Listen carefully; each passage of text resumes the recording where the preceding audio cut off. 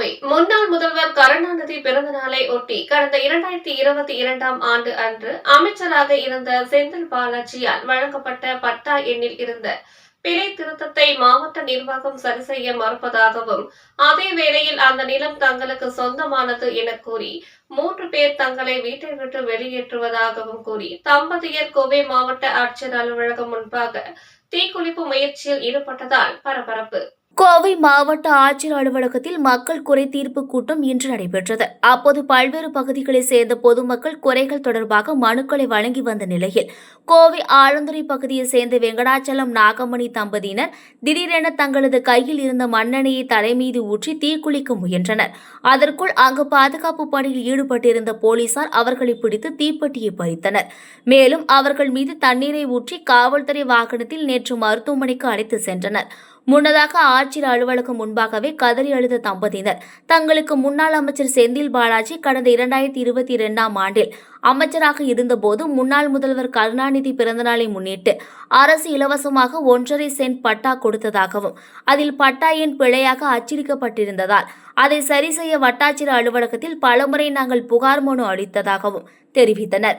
இப்போது கூட அங்கே சென்று பிழையை சரி செய்து தருமாறு கேட்டால் அவர்கள் சரி செய்ய மறுத்துவிட்டார்கள் என்றும், அதே வேளையில் தங்களது இடத்தை பக்கத்தில் உள்ளவர்கள் 3 பேர் அபகரிக்க முயற்சிக்கிறார்கள் எனவும் கூறி, வெங்கடாச்சலம் நிம்மதியாக வாழ முடியாத சூழலில் நாங்கள் வேறு வழியின்றி தற்கொலை செய்ய இங்கே வந்தோம் என்றும், இப்போது இல்லாவிட்டாலும் இன்னொரு முறை நாங்கள் தற்கொலை செய்வோம் என்று வேதனையுடன் தெரிவித்தார். ஆட்சியர் அலுவலக வளாகம் முன்பாக தம்பதியினர் தற்கொலைக்கு முயன்ற சம்பவம் பரபரப்பை ஏற்படுத்தியது.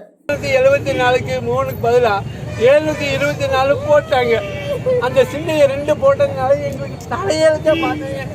எங்க குழந்தைகளை காப்பாத்தீங்க. நாங்க இப்ப விட்டா நாளைக்கு என்னைக்கு செத்துருவோம்.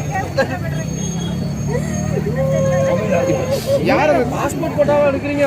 பின்னாடி தான் தொலைங்க. யார் தடுக்கிறதுங்க? ஆனா யார் அதை தடுக்கிறதுங்க? ராஜேஸ்வரி யாருங்க?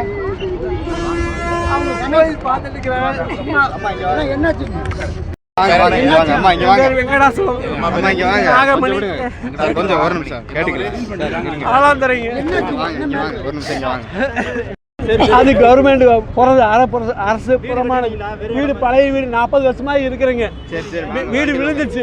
வீடு விழுந்ததுனால இடிச்சு கட்டும் போது இது நீங்க போயிருங்க, இது எங்க இடம்னு சொல்லி அவங்க சொல்றாங்க. ராஜேஸ்வரி, ராகுல், மனோஜ் போயிட்டு தான் வந்து சார். ஒன்றும் பதிலையும் கூட காணுங்க. எங்க பேருங்க சார், எங்க பேர்ல எங்களுக்கு நல்ல போட்டோ எடுத்து எங்களுக்கு மதுக்கரை ஏரியாவில்